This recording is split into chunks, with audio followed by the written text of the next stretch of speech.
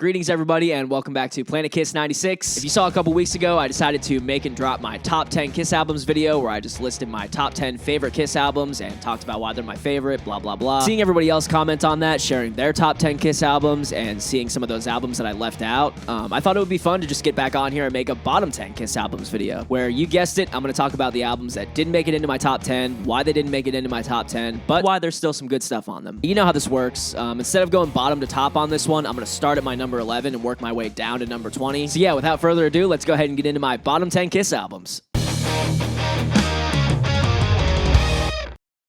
Number 11, Destroyer. This one obviously should have been in my top 10. We all know it's kind of the flagship Kiss album, but the overproduction of everything and some of the softer songs on there, like Great Expectations and Beth, while still great, just don't quite capture the essence of Kiss for me. Plus, I don't want to sit through the whole intro of Detroit Rock City before getting to the song, and especially starting off an album that way, it makes me immediately want to skip it. And I am sorry, but I'm always going to skip Beth and God of Thunder. Both great songs, of course, but Beth is just way too soft of a song for me. And God of Thunder has always just kind of been a skip for me. I don't know if it's just like too slow or, I mean, I know it's kind of heavy, but it's just kind of, I don't know, there's something about that song, at least the studio version, that just doesn't quite grab me. There's still some bangers on here, though. Flaming Youth and Sweet Pain are both severely underrated songs. And King of the Nighttime World is still a jam. All the hits are great, too, but it's just I've heard them too much. All right, number 12. Psycho Circus. This is another one that was also almost in my top 10, purely for nostalgic reasons and just the fact that it's the first Kiss album to come out post my existence in the world. My very first memories are quite literally the Psycho Circus music videos and other videos that were around at that time. But as an adult, I have to judge purely based on music. For the sake of that, it just, again, doesn't quite make it into my top 10. There are definitely some rippers on here. Psycho Circus, the title track, is a jam. Within is also really cool and interesting because I think it's in drop D, possibly even drop C. There's also You Wanted the Best, which has all four guys singing on it, which is really cool. And Into the Void, obviously. This is a very cheesy album, though. I pledge allegiance to the state of rock and roll, Raise Your Glasses, We Are One, Journey of 1,000 Years. While they're also not terrible songs, you know, they're still good, but just sit and think about some of those titles for a second. This really isn't a bad album looking at the track list, but yeah, I think 70s Kiss will outweigh 90s Kiss any day of the week, for me at least, and I think there's just way too much of that stuff for me to enjoy over this record. Number 13, Music from the Elder. As you most likely know, this is regarded by critics and the masses as the worst Kiss album. And while it's definitely not the best,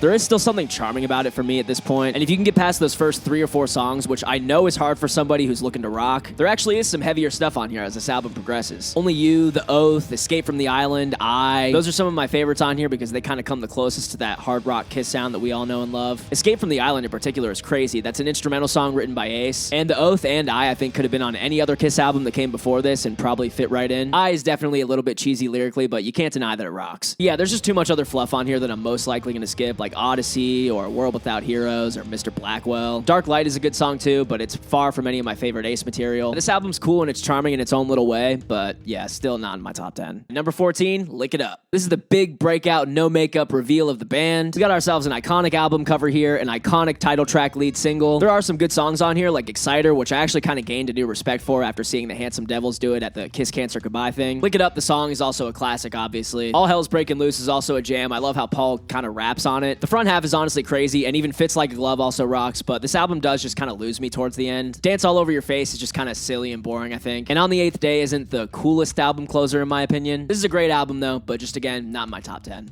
Number 15, Crazy Nights. This is the band's 1987 effort to once again pander to the music that was happening at that time, which was the big-haired arena pop rock, notably bands like Bon Jovi. It's a very synth-heavy, very flashy, very poppy record, but it's still not terrible. The title track is actually a solid song, and I think it's a pretty well-written song, too. Other songs like I'll Fight Hell to Hold You or Hell or High Water also often get stuck in my head, and When Your Walls Come Down and No No No are also pretty hard rockers, too. This album's also kind of the start of when the band started doing the songwriting practice where, like, the verses are in a different key than the choruses and, like, the main key of the song. I don't know music theory very well, so I'm sorry if that sounds confusing, but yeah, this is just kind of where they started doing that in a lot of their songs, and they ended up getting pretty comfortable doing this on another record that I'm going to talk about here soon. All right, number 16, Carnival of Souls. This album is a really cool and different side of Kiss that I don't think many people know about. It was recorded and then shelved in the wake of the reunion tour that would ultimately end up happening, but it would have been interesting to see how the band would have progressed if this was their big release in 97 or 98, and then they just kind of like made a few more albums that sounded like this. I could almost see another album or two coming out in like 99 and then 2001 or something. But yeah, this album's still really good, and they did did a really good job once again pandering to the heavier audience this time around, trying to sound like bands like Alice in Chains and Soundgarden and just kind of that heavier, grungier stuff. But again, dude, this just isn't the Kiss that I signed up for. The vibe of the entire album as a whole is really cool, but there aren't really any songs in particular that stick out to me that I really want to go back to. I'm not really going back specifically for one. I'm just kind of listening to this whole thing if I want to hear a different side of Kiss. All right, I think I'm at number 17 now, which is Hot in the Shade. Hot in the Shade comes just after Crazy Nights. It's definitely more of a return to their rock and roll roots, but when albums get to be as long as this one does, I just get bored. And that songwriting practice I mentioned earlier in Crazy Nights just gets way too comfortable and almost repetitive on this record. I'll just try to explain it again. Almost every song starts in one key and then jumps to a different key for the verse and then goes back to whatever key it's originally in for the chorus, which again is a really cool and interesting way to write songs, but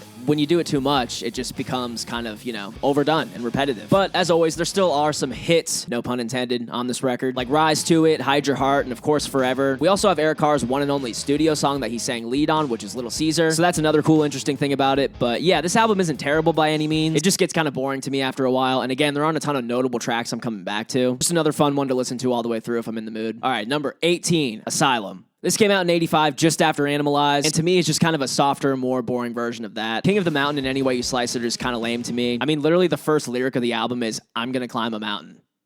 Okay, but we do still have the classic Tears Are Falling on here, though, and All Night, which I will admit I do enjoy. Everything else is just kind of forgettable to me on here, though. And now we're getting down to the last two albums, and I hate to be the hipster guy that has to put the most recent albums at the bottom, but again, as far as nostalgia and personal meaning to me, this is just kind of the point in my life when I was starting to come out of my Kiss phase. I was just starting to kind of grow up and get into different music. That being said, though, I will say my number 19 is Sonic Boom. This one did come out during the height of my most Kiss-obsessed days, which was about 8th grade for me. While I still didn't grow as attached to it as I did to all these other albums that were already laid out for me, there are still some good songs on here as I listen through as an adult. Sonic Boom, the title track, is a ripper of an album opener. Also, there are a couple Gene songs I like Nobody's Perfect and I'm an Animal. Danger Us is also cool. It's a good album, but again, I'm just not as attached to it as I am to the other 18 that I mentioned before it. And that leaves us with none other than Monster, which is Kiss's final album for now. By this time in my life, I was pretty checked out of the Kiss world. I was listening to a lot of hardcore and metal, and I was friends with a lot of people like that in high school in a metal band. I tried listening to this one recently too as an adult though, just as a refresher, and again, it just kind of bores me. It's no secret that these last two records are surely overproduced and quantized and vocal tuned to hell. So listening through, especially as an adult that kind of has a little more knowledge on that stuff now, there's just clearly not as much magic there as there was in the 70s and even 80s. I get what they were trying to do, kind of revive that sound a little bit, I think. But honestly, I think Psycho Circus could have been their last album and they could have went out on top with that instead of leaving it at Monster. So yeah, these last two are my least favorite, but again, dude, still not bad. Still great albums. So there you have it. That's my bottom 10 Kiss albums. Maybe someday down the road, I'll revise my list and I'll do like a whole top 20. But for now, you can enjoy my top 10 video and my bottom 10 video. And once again, it's now your guys' turn. What are you guys' bottom 10 Kiss albums? Or at the very least, what Kiss albums do you just not like as much as others? Let me know in the comments below. I'm excited to see what you guys say because this one sounds like it'll be a little more fun than the top 10. Thank you guys as always for watching this. I love you guys. I got more fun stuff coming. As always, I will see you guys next week. For Ace Frehley, Eric Carr, and Mark St. John, I am Planet Kiss, signing off.